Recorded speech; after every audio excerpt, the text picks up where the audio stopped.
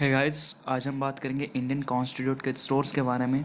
जो Indian constitute है उसके क्या क्या मेजर सोर्स रहा है कि किन किन देशों से इम्पोर्टेंट लॉ लिया गया है, उसके बारे में हम डिस्कस करेंगे। तो इंडियन कॉन्स्टिट्यूट मेजरली जो आर्टिकल लिया गया है वो इंडियन गवर्नमेंट एक्ट 1935 से लिया गया है। Most of the important articles वही से लिया गया है। एंड फिर भी विभिन्न देशों से अलग अलग इम्पोर्टेंस लॉ एंड रूल लिया गया है। जैसे कि ब्रिटेन ब्रिटेन जिसे यूके भी कहते हैं, इससे लिया गया है parliamentary form of government. India का जो गवर्नमेंट फॉर्म होगा वो कैसा होगा, ये ब्रिटेन से लिया गया है। जैसे कि ब्रिटेन में पार्लियामेंट्री फॉर्म ऑफ गवर्नमेंट है, ये इंडिया में भी उसी तरह से है, पार्लियामेंट्री फॉर्म ऑफ गवर्नमेंट।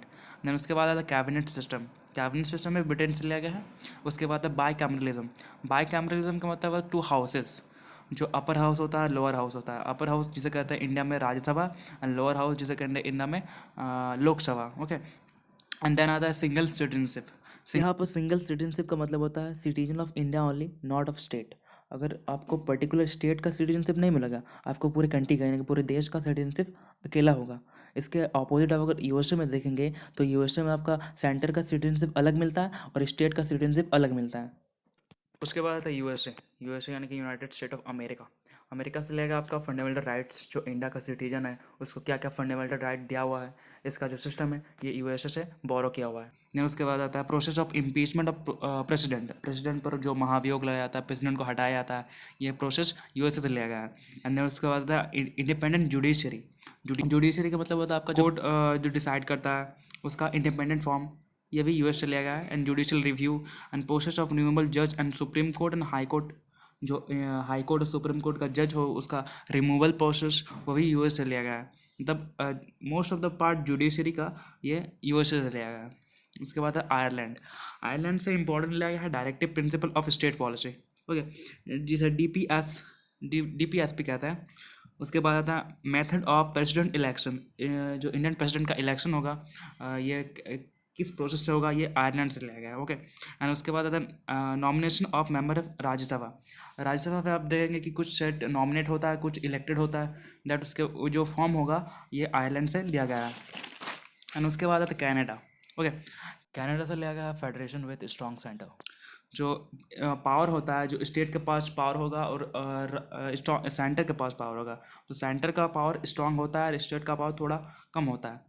ये फॉर्म कनाडा से लिया गया है। उसके बाद रेसिड्यूरी पावर। रेसिड्यूरी पावर भी स्टेट से सेंटर से दिया गया है।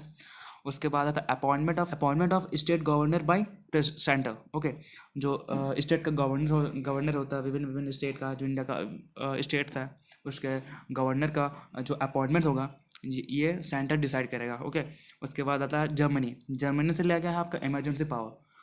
इंडिया का इमरजेंसी पावर जर्मन से लिया गया। एंड देन आता है आपका रशिया। रशिया से आपका फंडामेंटल ड्यूटीज़ लिया गया है। फंडामेंटल राइट्स तो यूएसए से लिया गया है, बट फंडामेंटल ड्यूटीज़ जो इंडिया का सिटीजन है वो क्या क्या आपका ड्यूटी रहेगा अपने देश के कर्तव्य में, ये आपका लिया गया है रशिया से। And then Australia. ऑस्ट्रेलिया से आपका लिया गया concurrent list, freedom of trades and joint sitting of parliament. ये 3 फॉर्म ऑस्ट्रेलिया से लिया गया है।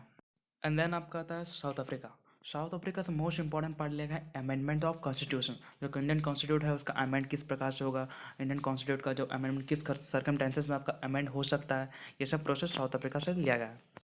And election process of members in Rajya Sabha. जो राज्यसभा का मेंबर है उसका इलेक्शन प्रोसेस क्या होगा, ये भी साउथ अफ्रीका से लिया गया है। एंड देन लास्ट में आता है जापान। जापान से आपका लिया गया procedures establish by law. So that's it for today, guys. Hope you enjoy that. Goodbye and take care.